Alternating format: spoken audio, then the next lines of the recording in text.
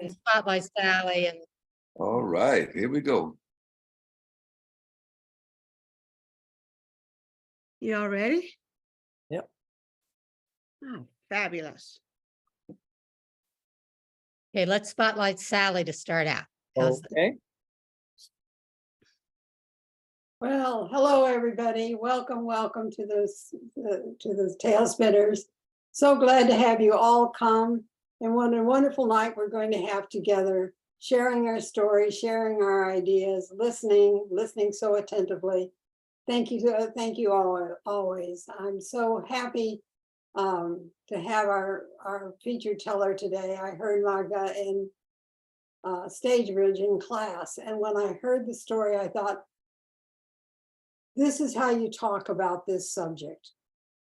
And this subject is haunting me, first with my parents and then with my friends. And now we're going to hear how the challenge was met.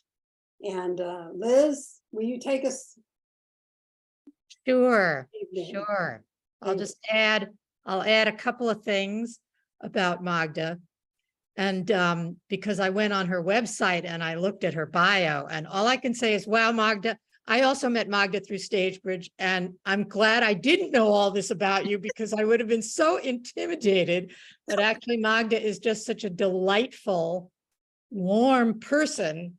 And maybe that is connected with the fact that she is a strategic leader for public health. And I love this on her bio, a midwife to change for healthier, more just communities. And I could go on, but I'll just go to the end of her paragraph because it sums it up. In 2018, she got an award, special award from the American Public Health Association for a lifetime of service to improving child and maternal health.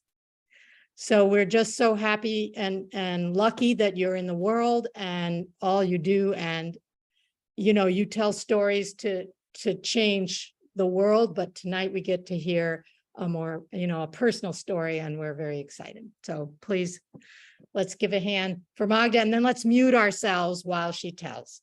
Oh, how very generous of you. It is a great thing to come back to this swap because it's a place where we cook things, right? It doesn't have to be perfect or done. It just has to be a practice. So I come to you with humility tonight because, aren't we all on journeys of lost and found? And I'd like to tell you about one of mine. So last fall, I started to volunteer as an usher with Cal Performances on the Berkeley campus. Cal Performances, folks have been there, right? Zellerbach Hall. I figured COVID was beginning to ease and I might get to see some fabulous shows, like Paquito Rivera and An Evening with Rita Moreno, Alvin Ailey, right? For essentially free. And I might just get to hear some classical music again. I love classical music. So January, just this past January, one of those cold, rainy nights in Berkeley, I got to usher a one night only, all Beethoven classical performance.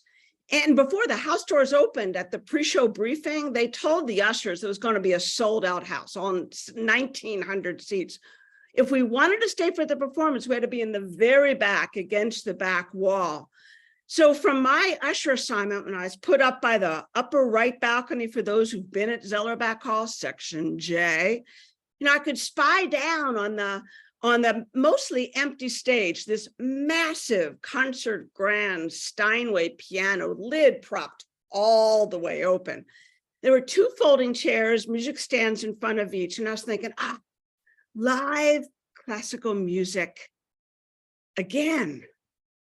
You see, appreciating classical music was part of my growing up. Now, I know my sister's with us tonight, and it may not have been a part of hers. When you're 5 years apart, that's like a lifetime. But for me, classical music was one of the things I connected with my dad about. I remember that he loved to tell this story about being a poor Jewish kid in South Philly and not having a lot of money, so that he would sneak into the stately Academy of Music. That's the home of the Philadelphia Orchestra. He was in high school. Oh, he climbed up the clanky metal fire escape, all 4 floors, and snuck into an open exit door, and snuck in and took a seat in the nosebleed section in the amphitheater. And he would proudly boast, that's when I first saw the great Leopold Stokowski conduct Beethoven's Symphony No. 9. And then he'd lean in and say, I didn't get caught. I remember being in 6th grade and he started to tell that story, like maybe for the umpteenth time. I probably rolled my eyes because he called me on it. He said, hey, kiddo, you want to know what it really sounded like? So he went over to the record collection in the living room and he slipped out of the LP, his favorite Philadelphia Orchestra recording of Beethoven's Ninth. It was like handling the most precious piece of china. He put it down. Remember turntables, put it down on the turntable, right? Lifted up the stylus after he had turned the volume all the way up and set it down exactly on this worn groove, and there was that sound, that you get like between recordings. And then he motioned, he said, come on, had me stand next to him. And he handed me a No. 2 yellow pencil, propped it up. And just like this, he said, ready, kiddo? For 24 glorious minutes, we conducted our very own imaginary orchestra and chorus to Ode to Joy. It was like goosebumps, ba-da-da-da-da-da-da. Well, you might have heard how it goes, right? So fast forward 50 years, and there it was in the back of Zellerbach Hall, waiting for them to start playing Beethoven. It was going to be the 4th, but close enough. And I knew as soon as his fingers stroked the piano keys and their bows kissed the strings of violin and cello, that's when I'd know. I'd know if it really worked. You see, the summer after I turned 16, I got an ear infection. I got treated with antibiotics and mostly it went away, but people's voices sounded, I don't know, fuzzy. And by the time I started my 10th grade year, I went back to the pediatrician. He ordered a hearing test. And I remember he's saying to my folks, hearing loss can be mild, moderate, severe, or profound. Hers is just a mild loss. Let's just watch it and check it again in another 6 to 12 months. But other things required my parents' greater attention. That winter, our middle sister was in a car crash heading home for the holidays after first semester of college, and she lost her life. And a few months later, Daddy's new startup manufacturing business failed, and he lost a fortune. And after I graduated from high school, my parents decided to sell the house, leave the country, travel the world, and I lost my home. So, yes, stuff still sounded fuzzy, but no one seemed to remember my hearing loss, let alone me.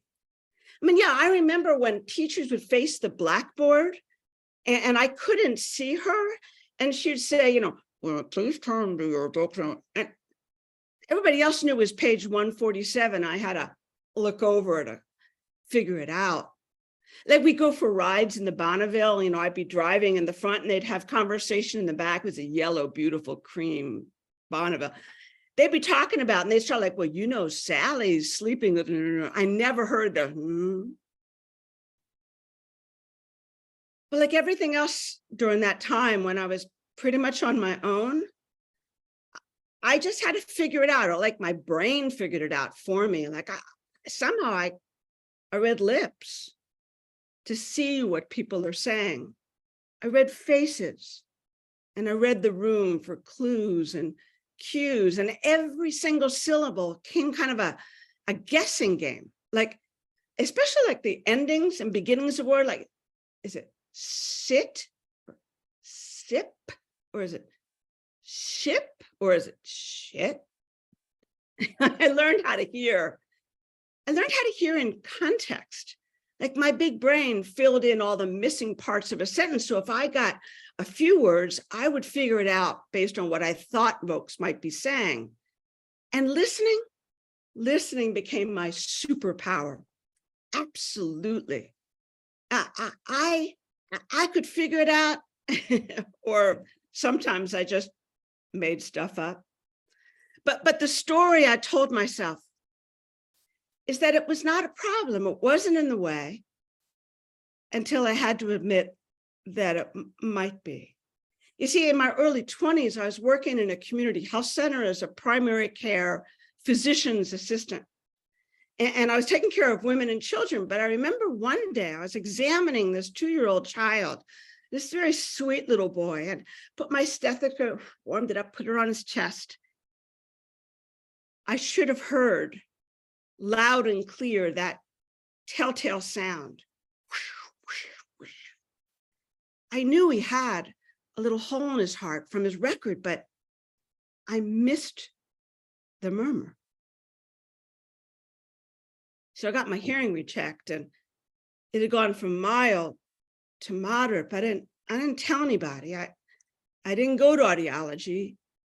I just gave up clinical medicine, went on to public health school, got my PhD, specialized in maternal and child health, married my Harvard professor, got busy with work and family. I got by.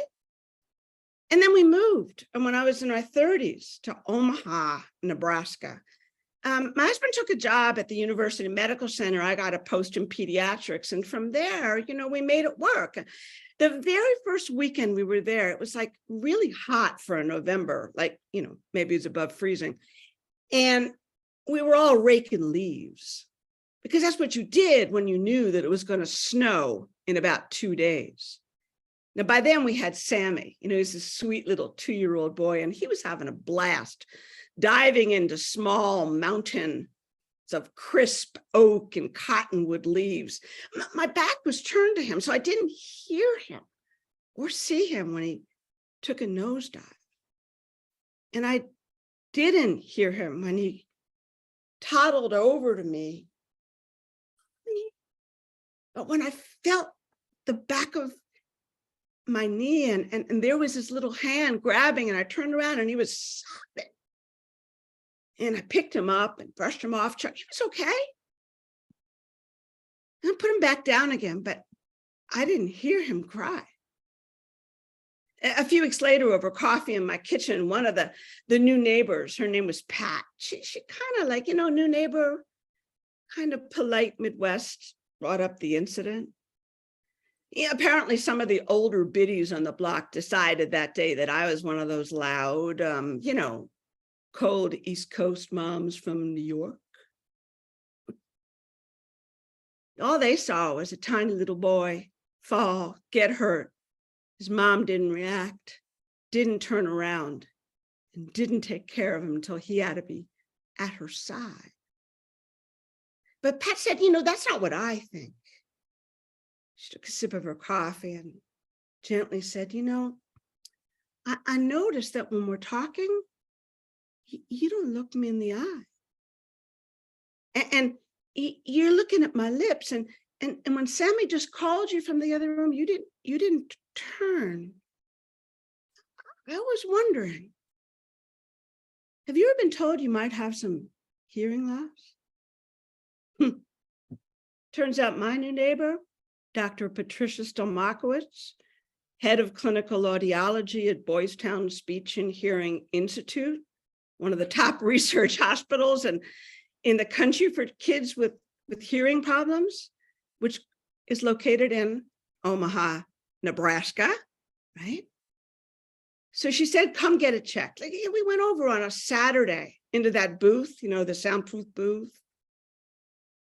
I remember the look on her face when she came out and she showed him my newest chart, and moderate had dropped to almost severe in some places, moderate in most. It had gotten worse. And And she said, your hearing pathway just is not working. Your brain has been constant overdrive for probably most of your life. Aren't you tired of working so hard to hear? So 34 years ago, I was not yet 34. I got my first pair of hearing aids, and everything changed in an instant. Bam, bam, bam. I was walking back to the car just from her office.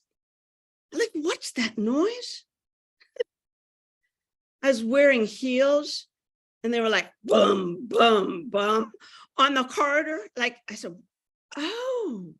I walked outside, and I was like, ah. Like, I was sure I was in a Hitchcock movie and those birds were going to attack me. I'd never heard them before. Like, and I got home and Sammy was playing with Legos, and I heard this clink, clink, clink. And I like, wow, Legos, they make that sound? And my own voice, oh my goodness, so loud. I found out what leaves sound like in the autumn when they fall and they're crunchy. I found out what Sammy sounds like when he sings from the other room. In another year, I heard his brother David's baby cries for the first time, all of it. And for 30 years, folks, 30 years, I stayed a step ahead of every technology. Most of them are out there, like analog went to digital, that went to programmable hearing aids. Oh goodness, I could set the settings for outdoor, for music, symphony. Oh my goodness, closed captions, you have them on now. What would we do without them? At least, what would I do without them? But then came Bluetooth. I don't know about you, but Bluetooth that goes right into your hearing aids is like having the voice of God deep in your head. NPR and Scott Simon never sounded quite as intimate as that moment I started the technology. I swooned. And it worked. 10, 20, 30 years. But about 5 years ago, that voices, no matter how high I turned up my hearing aids, and no matter how loud I made the volume on the radio when I was alone in the car, it still wasn't right. I stopped hearing doorbells, telephones. All those sounds in your kitchen, like when it tells you when something's done or something's wrong? It is possible to burn boiled eggs. It is possible to not hear your friends at the door. And it is possible to have to pay $600 on your water bill when you leave the faucet on and you can't hear water flow until the next morning. But I still said, I got to take care of that. It's getting worse. But then my son, Sam, big guy now, called me just before dawn a couple of years ago to tell me that their daughter, Eleanor, had been born just hours before. I missed the call. And as Ella grew into a toddler, we'd cuddle under the covers in the mornings. I'd visit and swap secrets, and her whispers like, Grandma. I had no idea what she was saying. I just had to pretend and giggle. Back in 2019, maybe almost 4 or 5 years ago, even worse, just on the right side, went to Sutter, went to an ENT specialist, looked at everything. And I remember she looked at me straight. She said, is it time for a cochlear implant? What? I'm not deaf. I'm fine. And I'd heard such mixed reviews. It didn't work well. It was weird sounding. It sounded like R2-D2 and music. Forget it. Music would be gone. But I thought I'd try it out, at least to learn more. Went back into that soundproof booth with the audiologist at the CI Institute at UCSF, Dr. Colleen Polite, one of my angels. 3 hours of testing. I squinted at those big black speakers on the windowless wall. I was like willing myself to hear, say the word baseball, bucket. Sentences I couldn't make sense of. I flunked out. Just wept. But she was so gentle. And she said, well, guess what? You are profound. Mild, moderate, severe, profound. You're qualified. If you do this, it'll be surgery. And then we activate you by turning the thing on. And then you're going to have to work for 6 to 9 months to learn how to hear again. And it doesn't always work. Because that surgeon's going to wire into your cochlea a bunch of electrodes.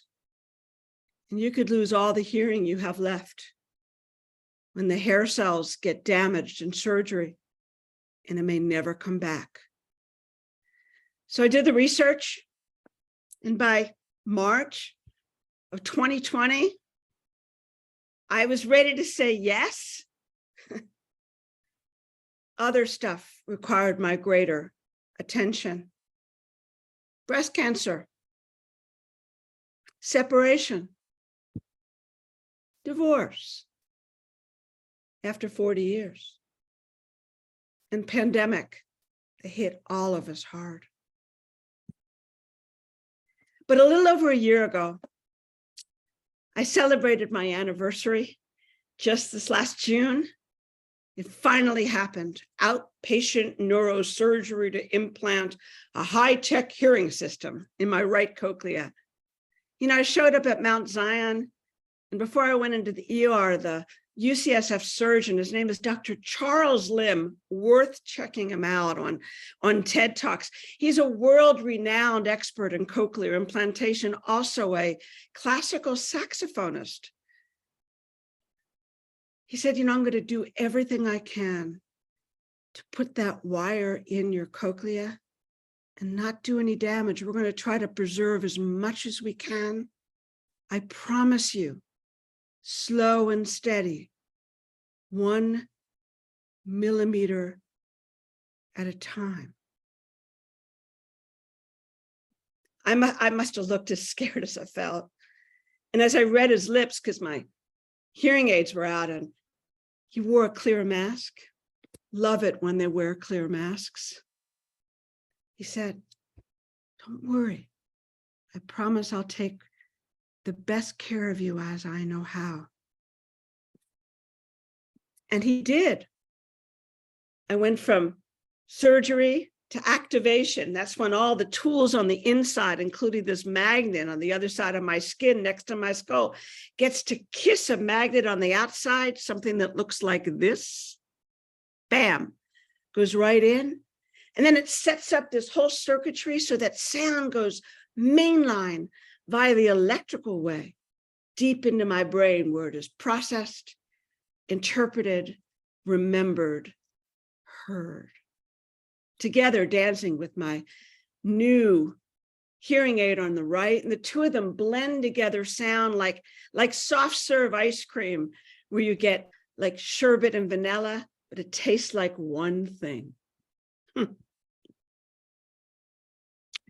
It's been a couple of months after. I had to work to train my brain to hear again. I had to learn about ooh, e, sh, s, t, k. Who knew they were called ling sounds? And when she turned it on for the electronic sound, because there's an electronic voice, it sounds like Edith Bunker. Remember Edith Bunker? From Edith Bunker, really hype. But imagine if Edith had like she stayed behind at a kid's birthday party and sucked the helium out of every balloon. really awful hype. But eventually I learned to tame Edith's electronic voice that was coming through the cochlear implant and blend it with the acoustic coming from my hearing aid into that delicious bite of sound. It's been a lot. I could now visit with friends and look them in the eye. I said, like, you know, did you know you had blue eyes? I've never looked in the eye for, I don't know, 10 years, 20, 30. Like, I can have conversations with people in the kitchen when they're in my living room. Like, it is just remarkable that when sirens go by, it hurts my ear. I get in the car and I have to turn the volume on NPR really down because Scott Simon sometimes can be too loud now. When I visit with grandbaby Eleanor, she now can slip under the covers in the morning in a visit and she whispers her secrets. I hear every single word. End of story? Well, almost. But what about music?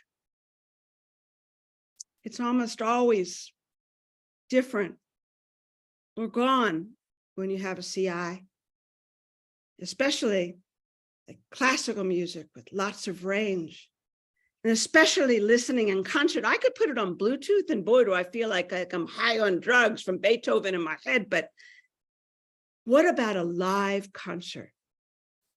Which brings us back to Zellerbach Hall. January, on that cold, rainy night when I was stationed in my, sweater with pockets and white outfit. You've seen the ushers, right? We'll have to wear standard uniform. And I'm up there in the very back leaning against it. It was amazing because I watched the super trio come on in from stage right. You might know them. Emmanuel Axe, the master pianist, this really mane of a hair, gorgeous Leonidas Kavakos, the great Greek violinist.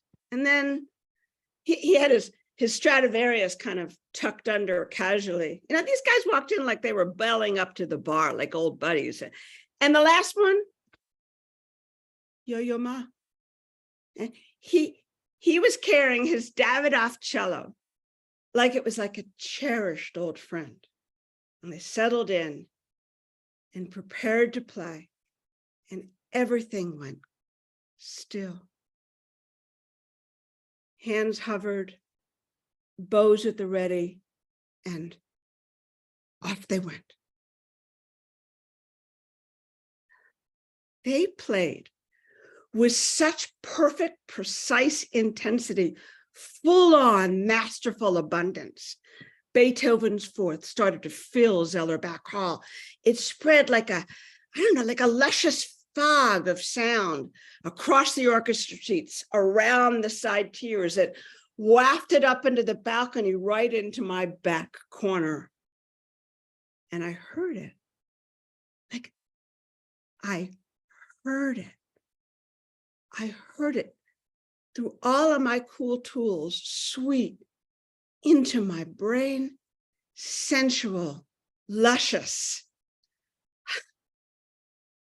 I wept. It was gorgeous. And then it hit me. Oh,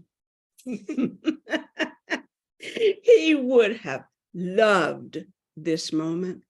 So I reached into my sweater pocket, pulled out a number 2 yellow pencil, lifted it up just so, looked over and said, "Ready, Daddy?" I swear I heard him whisper back, "Absolutely, kiddo. Absolutely."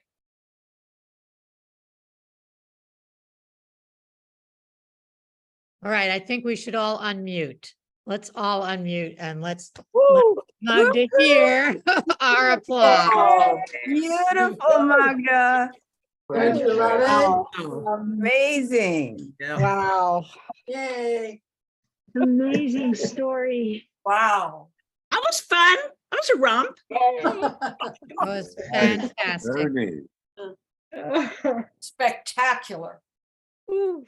good old number 2 pencil. Loved it. Loved it. Uh, You go, girl. And I love the way you say, oh, this swap, I love this swap because you can just romp. You don't really have to. Come on, girl. Yeah. Let's hear what Laura thinks. She's supposed to be your Yeah. fact checker. Oh, that's a really good thing to do. Can we go on gallery? Yeah, we are, I mean, On I see everybody. Oh, good. I see There everybody. everybody is. Excellent. There's Laura. Yeah.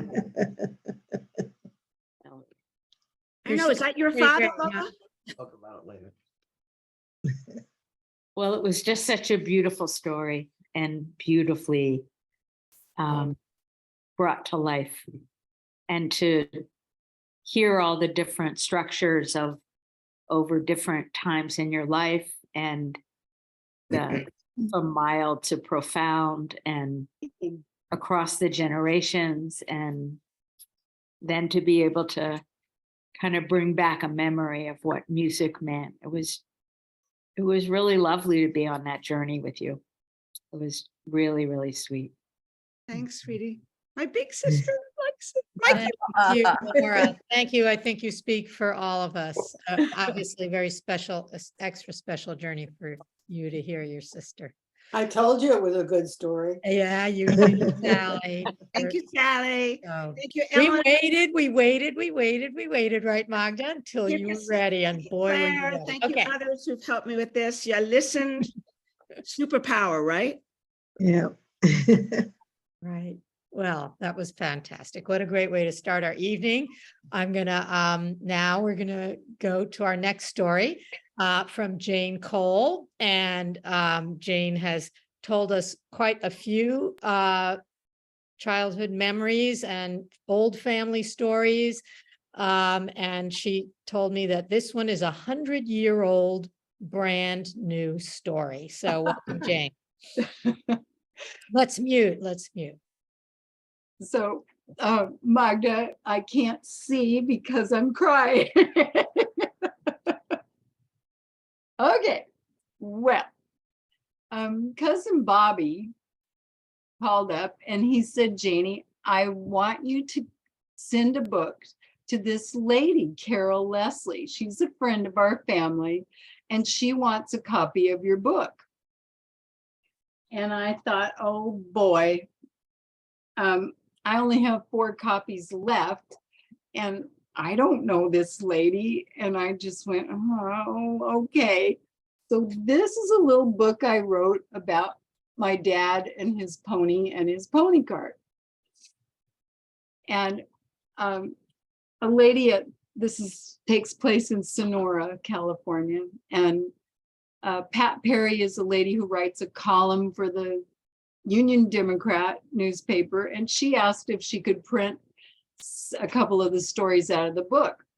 Sure. So that is how this friend of our family, distant friend, Carol Leslie, that's how she knew about the book, because otherwise it's just in our family's hands.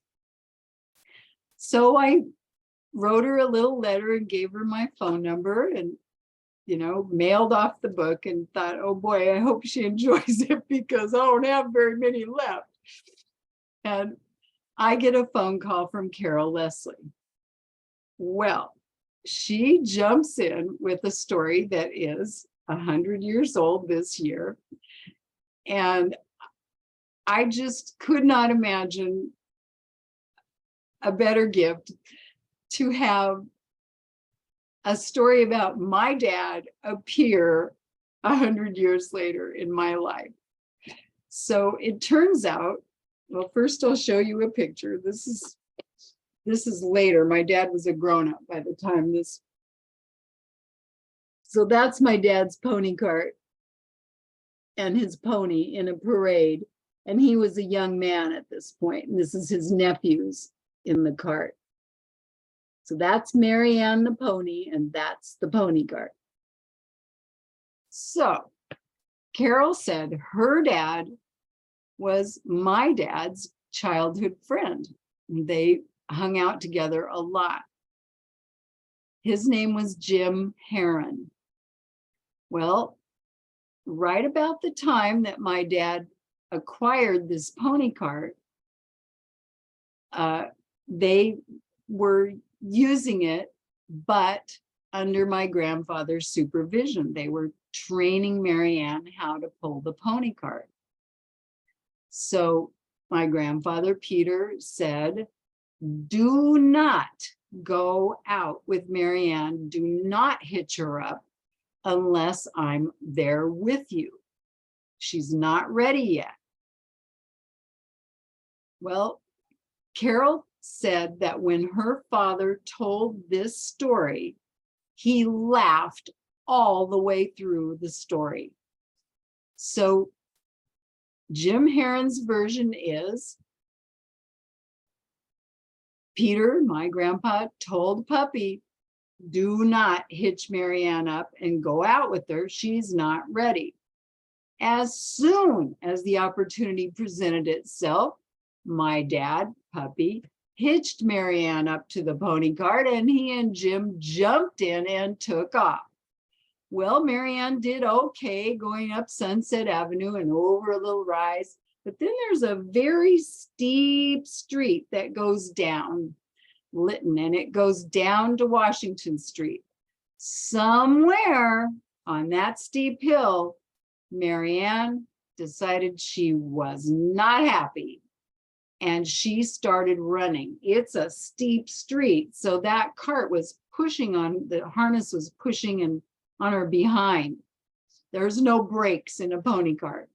She ran across the main road, the highway, which is Washington Street, and up the other side of the hill to Stewart Street, where she cut a hard left. Now, when you're coming, I had to show that, when you're coming up a street and you hit a left, that intersection is tilted. So they were very lucky she didn't overturn the cart on that turn. She went lickety-split 2 blocks in toward town, full tilt, with these kids pulling on the reins. Whoa, whoa, whoa. She wasn't having any of it. And then she turned another hard left back to Washington Street. And right about there, either she tired out a little or someone helped them. Carol doesn't remember that part of the story, but they got Marianne stopped. Now, a town as small as Sonora, you know that that story got back to my grandfather. So that's the 100-year-old story.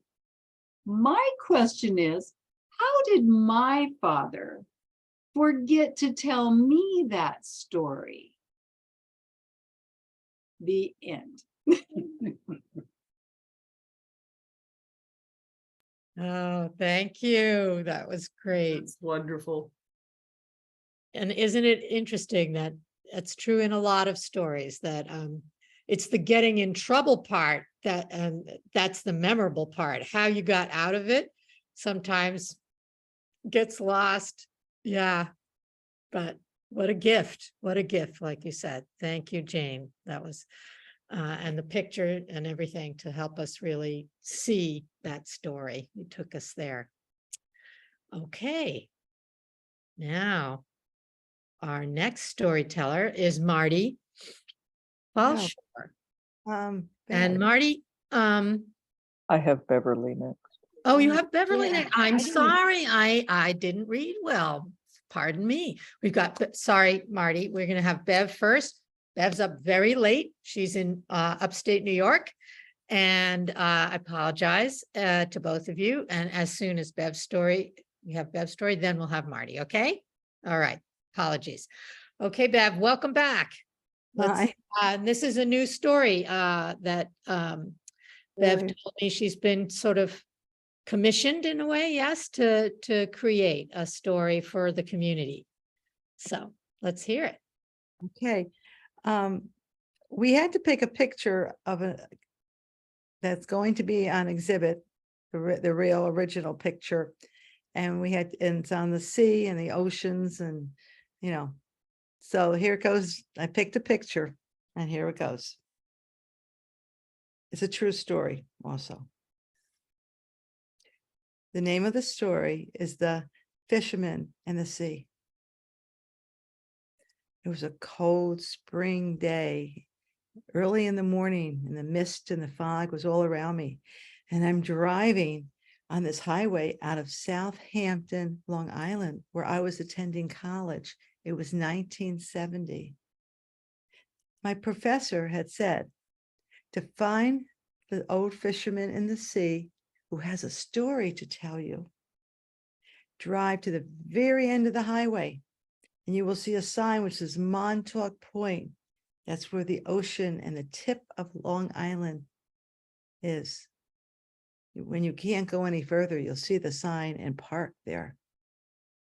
And then you go down to the end of the dock to the last hut, and there you will find my friend.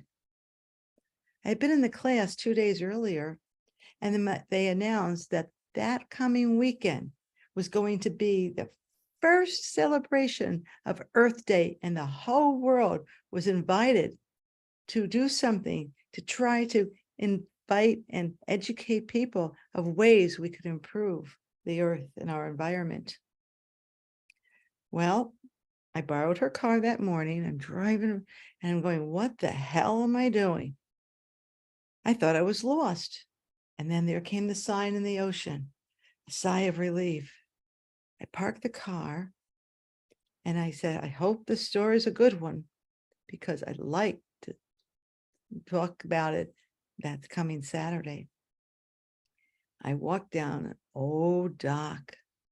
Some wooden boards were missing. You can see the ocean below, and I was afraid my foot would go through and I'd fall through it. I walked down the dock and there I saw a little hut with a black pipe with smoke coming out of it. Oh, I got this feeling of, you better run, say you couldn't find it. As I approached the door swung open. Should I run? And this old man with a long gray beard, he had a red velvet kind of flannel shirt on and fisherman pants held up by suspenders. Behind him, the wind was taking a little table and 2 chairs, and the wind was blowing a light bulb going back and forth. And I will always remember there was a tape that was next to the light swinging with it, and flies and any type of insects that had been in the hut were on it. Should I run? Is he safe? Am I safe? He says, come, my dear, and sit at this table. And I saw the little table and sat down, and I looked around, and there was a potbelly stove and a little sink with some shelves with food and cups on it and plates. And on the other side was a single bed. And there was like picture frames all over the place. But before I could, even notice what was on them, he brought me over some tea in a cracked mug. And he set it down in front of me. He said, have some tea. I decided only to use it as a hand warmer.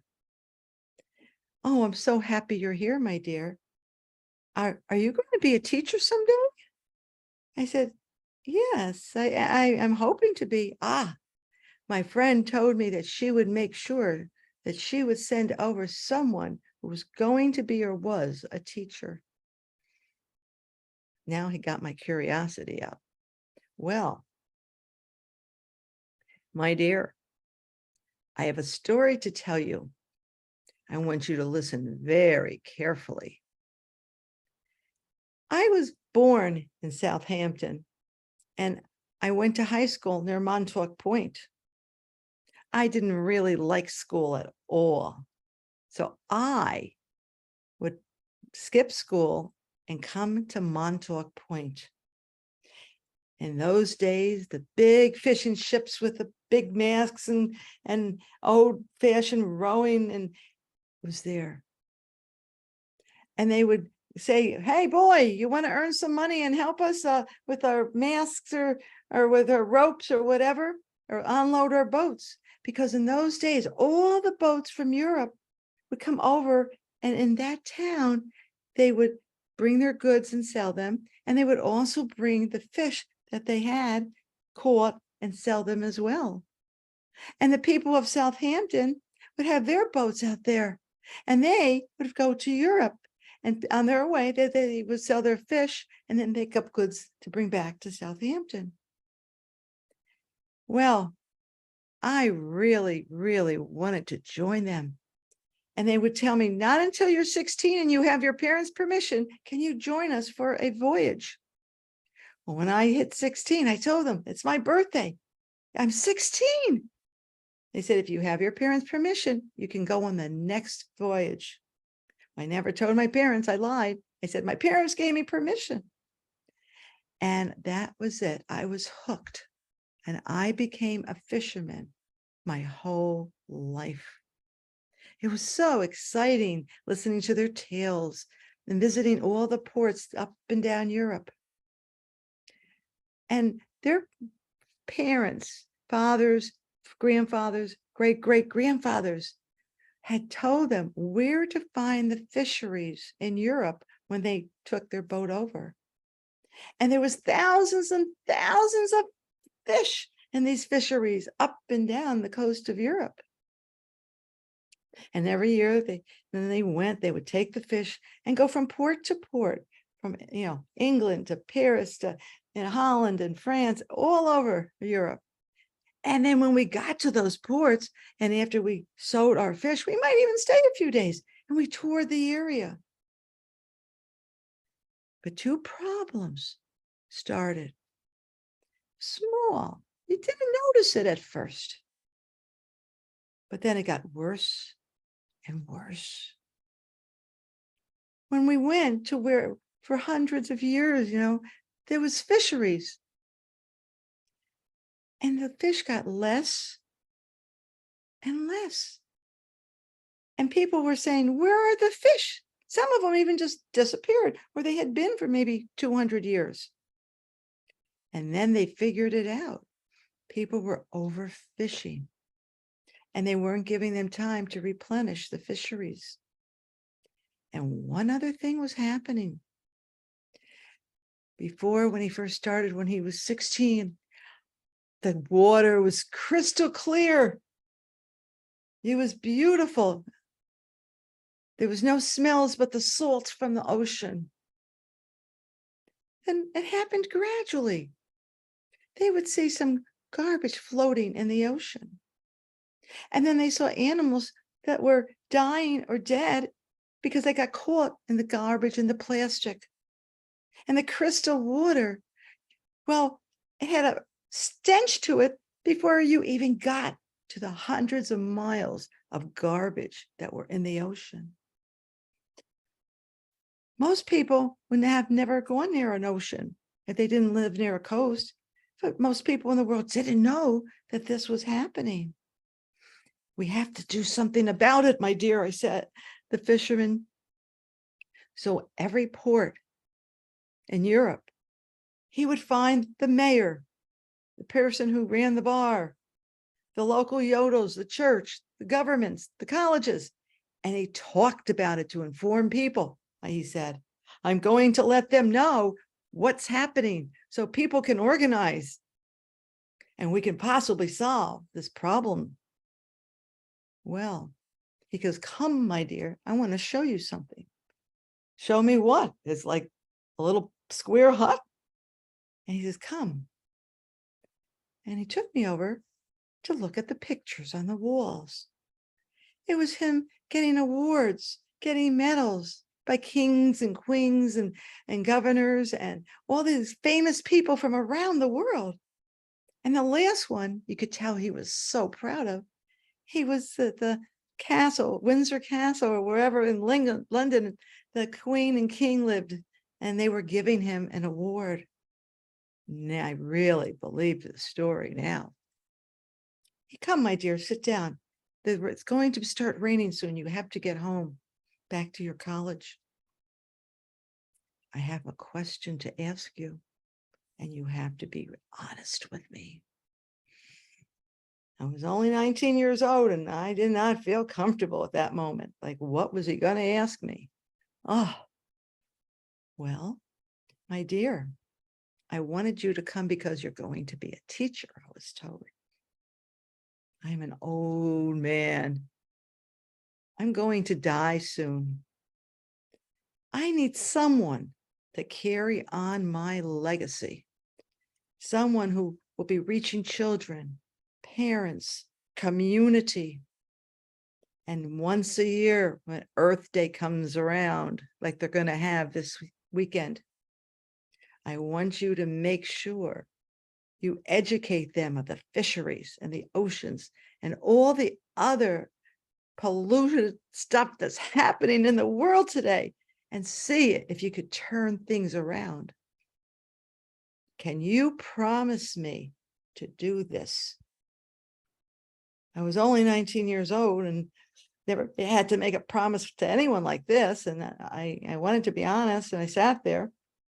I said, yeah, sure. I figured, well, you know, maybe I'll do it if I think about it in the future. No, he said, you're not being honest with me. I want the real truth. Are you willing to carry out my legacy? And we sat there in silence, seemed an eternity. What should I do? And I thought, and I said, you know, I think I can really do this and make a difference in the world like he did. And then I looked forward and I said, I will. Ah, now you're telling the truth, he said. Okay, my dear, I'm going to let you go because it's going to rain soon. And we sat up, stood up, and he said, drive safely home. And thank you for carrying out my legacy. Well, I started walking up the creaky dock, tried to make sure I didn't step into the places where they were missing. And for some reason, I felt like I'm going to turn around, just one last look. But he was behind and out in front of his door, and he went like this. And I went. And then I returned home and I talked at the first Earth Day about what I had heard and been told about. And I did become an elementary teacher, and I taught for 35.5 years. And this was part of my legacy as a teacher. For every month that Earth Day happened, I would do something with my class, whether it was a play, or we went to town hall and we read things and had posters. We even went to the New York State Museum and did a whole big Earth Day on the oceans and the fisheries of the world. Every time the kids came into my room, they knew, when do we do the Earth Day project? Well, I'm retired now. I took the Fishermen of the Seas legacy and made it mine as well. Now, I hope all of you are listening, because I'm not young anymore either. And now the fishermen in the sea and I need hopefully one of you that's listening to carry on our legacy of teaching about the environment and how to improve the mistakes we made in the world and make this a better place to live for our children in the future. Thank you.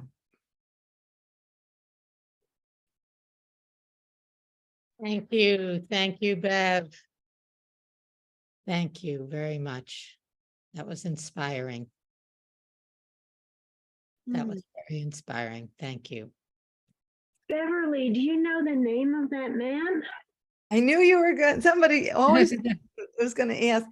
No, it's been what, 1970, how many years? Like 50 some years. I don't. And I'm thinking of calling Southampton Library, the Montauk Library, because somebody must have taken some pictures off the wall and archived them or something. I don't know. So that's my next step. All right. Well, you report to us on that when you do it. I wish I swear to God, I can't remember. But it's still a powerful story. Thank you for sharing it. All right, now we can have Marty tell the next story. And welcome. I don't know that you've told a story at our swap before, have you? I don't know if I've done this one. I told a lie at one, and I'm kind of, these other stories have been so polished, and this one, this is only the second time I'm telling it. Well, I'm so glad. We're all glad, and we support you. We totally support you. It's what we're about. So just tell Okay. us, and we're listening. Well, and it's not a true story, which everyone else seems to have. So, okay. I went into college right out of high school. Straight A student in high school, never cracked a book. So I had no idea how to do college, except in the basement of our dorm, in the community room, there was a pinball machine. And there was Jack Kraft, this adorable man, his real name. And we had pinball, not electronic pinball, of course. This is 1971.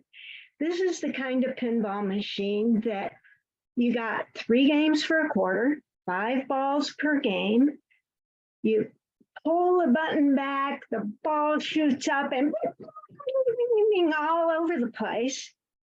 And you could actually kind of sort of control the ball by hitting the machine various ways. And of course, you could tilt the machine, which means you hit it too hard and game over. So Jack and I, rather than studying, which I didn't know how to study anyway, we would do what we called floating the machine. Put in our quarter, lift the machine up, which would of course tilt that particular game.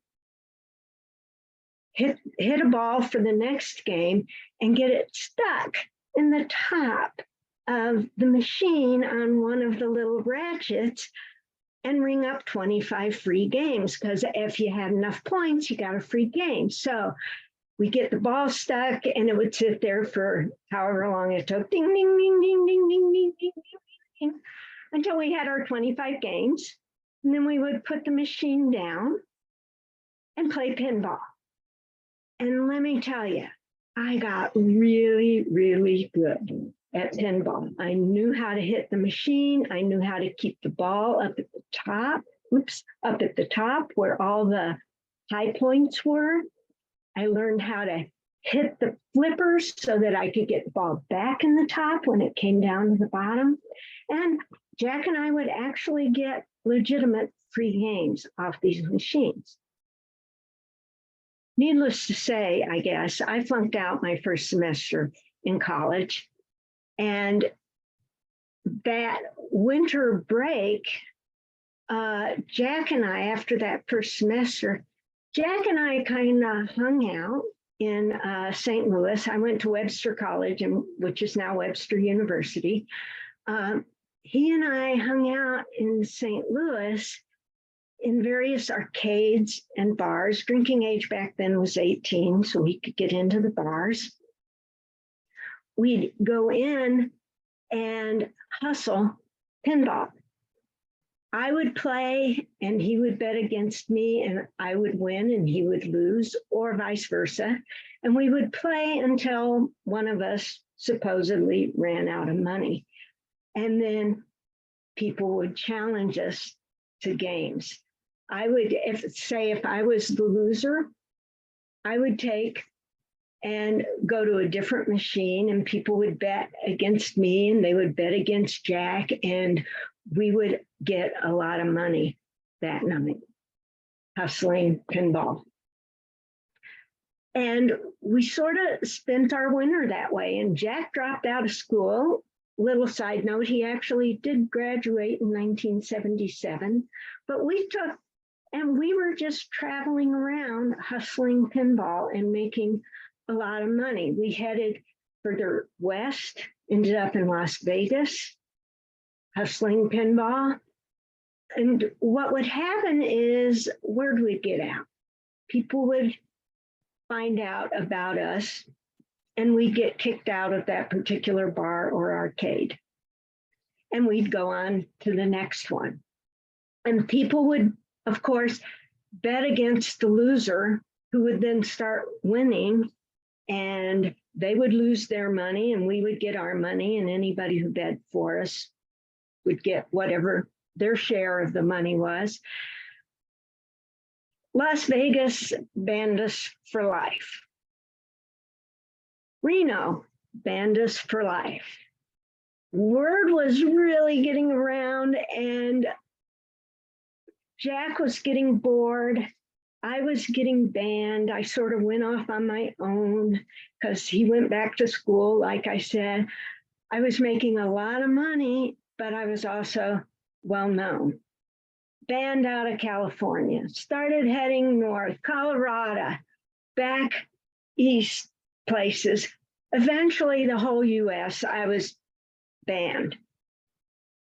I sort of took the hint. I thought about going to Europe, but I didn't know what pinball was like in Europe. So I quit the hustling business, especially since about that time, the electronic games were coming. They were just starting, but I could read the writing on the wall, and I wasn't going to be very good at electronic games, I didn't think. So I moved to Colorado and became a ballroom dance instructor and didn't go back to school.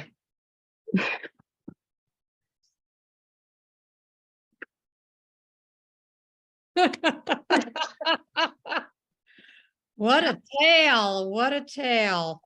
Cha-cha-cha.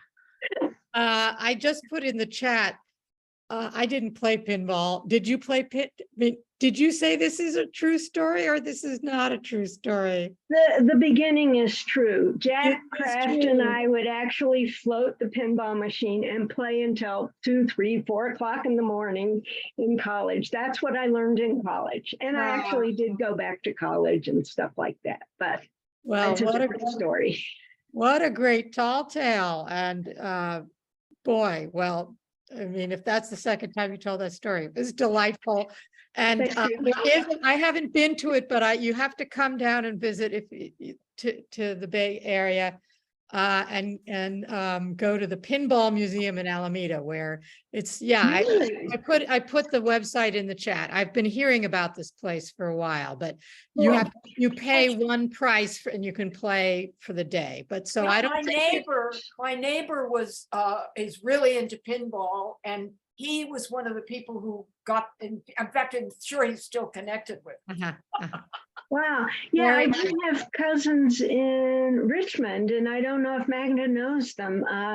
Mike and Ruth Parrots. Uh-huh. Oh, well, Richmond's not that small. Yeah. I know them. Anyway, well, when you visit them, maybe you can all take a trip to this museum. And you can- I didn't know about it. I would Yeah. love to do that. Yeah, Thank you. I never heard of that. I mean, I had friends in college who were there was somebody in my dorm who had a pinball machine in their room. Ooh. Yeah, so you Wow. brought that memory back. And I'm sure, anyway, thank you so much. Thanks for coming all the way from Washington to our swap. Well, thanks for having me. I'm glad I finally made it. Yeah, absolutely delightful. Okay. Our next storyteller, and I guess last storyteller for this evening, is Ben Tucker. And Ben has, as he has done with us before, a kind of very fresh experience that he is such a natural born storyteller. He turned it into a story for us. So I can't wait to hear it, Ben. Welcome. Okay, great. Well, I just had so much fun listening to all those stories. They were just so good and so diverse. I want to tell you a story today that's weather related. Every 2 years, my family has a family reunion in Shreveport, Louisiana, on the old family homestead. And my girlfriend's family, they have their family reunion every year, and they move it around. Now, family reunions are very big for Black folks, and it all is related to the Great Migration when we all fled in the 40s away from Jim Crow. And the summertime, we would come back and talk about our progress and reunite with people. So about 2 weeks ago, July 13th, my girlfriend's family reunion was in Austin, Texas. So I was excited about going. I have a good friend that lives in Austin, and Austin is the only city in Texas that I will visit. And so as the date approached, I started to read about the weather and the heat and the fact that Austin had like 20 days straight, 110 degrees and above. And so I told my girlfriend, who's on the committee. Now, these family reunions are not like the family reunions that my parents and I planned, which were kind of casual and loosey-goosey, and you got together and you did a little this and you did a little that. Now, my kids' generation and my grandkids' generation who are running these family reunions, they're organized. They have a committee. They have a site committee. They have an agenda committee. They have a hospitality committee, and they have a committee on committees. And so my girlfriend is on the committee on committees. And I said, hey, baby, it's going to be hot down there. What's the itinerary? She says, on Friday, we're having a fish fry, but that's in the hotel. I said, that's cool. Saturday, we're having a picnic out at Zeller Park. I said, outdoors? Yeah, it's a park, outdoors. I said, okay, red light. Sunday, we're going to church. Okay, that's indoors. Monday, we have a farewell dinner at a nice restaurant in downtown Austin. And so I visited this friend of mine a couple of days prior to the official opening of the family reunion. And he's from Africa, Rwanda. And so we always, when he was living out here, we'd go out for hikes in the Berkeley Hills along the marina. And I say, hey, Willis, when I get down there, I want to do some hiking with you. He said, well, there's no hiking. Everything's flat here. But you can walk around my gated community complex. But we'll have to do it early in the morning because it's mighty hot. I said, that's cool. So I get down there and there is what they call heat advisory. And we get down there and get out of the airport. It's like we're walking into a furnace, blasting. And he says, okay, brother, we're going to get up at 5:30 in the morning and we're going to hit the bricks at 6. And he said, I have a headband for you. I'm going to put it under the cold water. Then I'm going to put it in my refrigerator and I'll do the same thing with a towel. And we'll get out and we're going to walk for an hour. I said, if I can get 3-4 miles in, that's cool. I want to maintain some fitness because I'm going to be doing a lot of eating and sitting the next 3 days. He says, okay. We walk out at 6 in the morning and it's 90 degrees at 6 in the morning, humidity. We walk for 30 minutes and I say, that's it. I have the headband on, I have the towel. I said, no mas, can't take this because I know my body and it was not processing. You know, my sweat wasn't evaporating. My cooling system wasn't working. And we went inside. Stayed with him 2 days. We stayed inside the whole time. We went out to dinner at 6 o'clock that night, hot. Got out of dinner at 9 o'clock, it was still in the 90s. So we check into the hotel and I tell my girlfriend, I said, I'm not gonna go to this picnic on Saturday. And she looks at me and says, yes, you are too. I said, wait a minute, you're being unreasonable. She says, look, we planned this thing. I'm on the committee. I need you to help me with things, take out to the park. And I'm not going to be the only one in the family that shows up without her man. And I said, but Willis told me that nobody should be out in this weather, especially somebody our age. And she says, don't worry about it. We've got a nice spot under these nice big oak trees. The Colorado River is running through this park, and there are tide pools. Everything's going to be okay.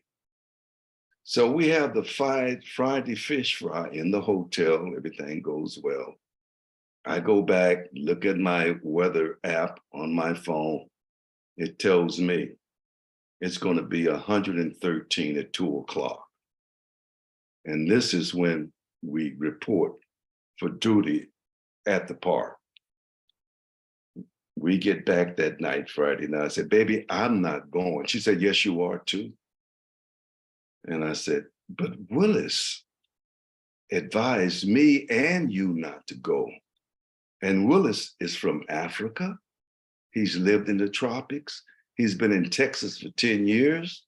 And he says he does not go outside at all during the day, and barely in the morning and the evening. He told me only mad dogs and Englishmen do that kind of shit. Don't do it, Ben, if you guard your health. I'm not going. Yes, you are too. Well, next morning I got up. She told me, get on up, Ben, we're going. What do? I get up and I go. So I do what Willis did. I run a hand towel under the cold water. I put it in the fridge. I run a face towel, put it in the fridge, boom. And I take it with me and all the other luggage that we're taking out. We get out there, it is hot. I mean, it's hot as Helsinki, hot as Hades, hot as a furnace. But we're sitting up under oak trees. But even the bench is hot in the shade. So they break out the food, and we have some heavy food. We have ribs, we have links, we have potato salad, we have rice, we have mac and cheese, we have cornbread, and we feast. I'm feeling uncomfortable, but I've got this towel on my head and on my neck. And my girlfriend says, Ben, take that off your head. You look silly. We're going to take some pictures. I said, I'm not taking it off my head. And she has a visor on, but the top is open. And right after we eat, she looks over at me and says, I feel faint. I said, what? I feel faint. I feel like I'm going to pass out. I said, here, I take the towel off my head. I take the towel from around my neck and put it on her. And I said, just take it easy. Just take it easy. I call her sister-in-law over, who's a nurse. And I said, Carol, I think Carol is having some heat issues here. And she says, okay, let me tend to her. And she tends to her. And I said, maybe we should go down to the river because there's a tide pool down. She said, yeah, let's do that. I said, let me go to the bathroom. I'll come back and we'll head that way. When I come back, she's gone. Where's Carol? Oh, she really felt woozy. She almost passed out. And we put her in Mark's car, in his SUV, and we turned on the AC. And she's in there now. She told us to have you come over. So I come over and she's all woozy doozy, but the air is on. And it feels like I'm in heaven. It's like, yeah. And she's just drinking water. And after a while, she comes around. And her brother-in-law says, okay, we're getting out of here. I just called my brother, who has an Airbnb right up the road. And he was wise enough not to come out here. And there are 3 other couples over there. We're going to finish this thing up out in his Airbnb. And so we book up and we head out to the Airbnb. By the time we get there, she's squared away. She's feeling good. She's slightly embarrassed. And I look at her like, told you so, but I don't say it. I don't say it, but I give it a look. And she's looking a little sheepish, but you okay? You dear? All right, dear. And we get in, and this is a beautiful Airbnb. And there are 4 other couples there, our age. And they look at us and say, you guys went out to the park? What's wrong with you? You know, Ben, you're 80, you're 70, you're 76.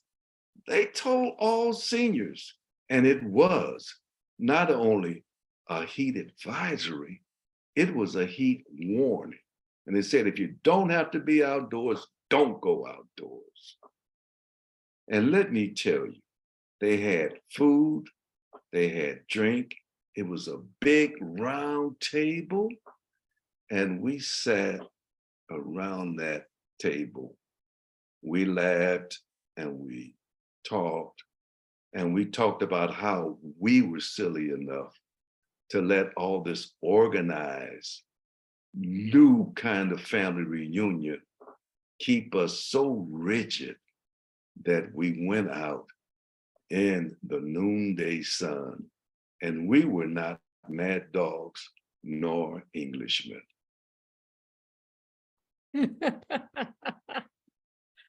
Okay. Wonderful. That was, glad you're here. Glad you made it. I survived, and I'm glad my girlfriend survived. And now she listens to me. Yeah, eventually. About everything, right? Beautiful story. Right. That was great. Yeah, the relationship stuff was really, you nailed it. Little slice of life. All right. What an evening. Those were some incredible stories. Let's just all unmute and like applaud for all of those great stories. Yeah. Woo! Woohoo. Fabulous. All right. So I wanted to make an announcement. We have time for maybe at least this one announcement. I don't know if anybody else has an announcement, and then I'll turn it over to Sally to close us out and say goodbye. But okay, so let's see. I just put this in the chat. I'm going to be one of 4 wonderful storytellers at the Monkey House in Berkeley on Sunday afternoon at 2. And it's all thanks to Brother Ben and Claire Castell, who are doing, and I guess Bill Zarkey too, right? Yes. Yeah. Doing this great series, little place in Berkeley. And the theme of it is fun in the summer sun. So boy, Ben, that was a story of not so fun in the summer sun. Torture in the summer. Like what it used to be.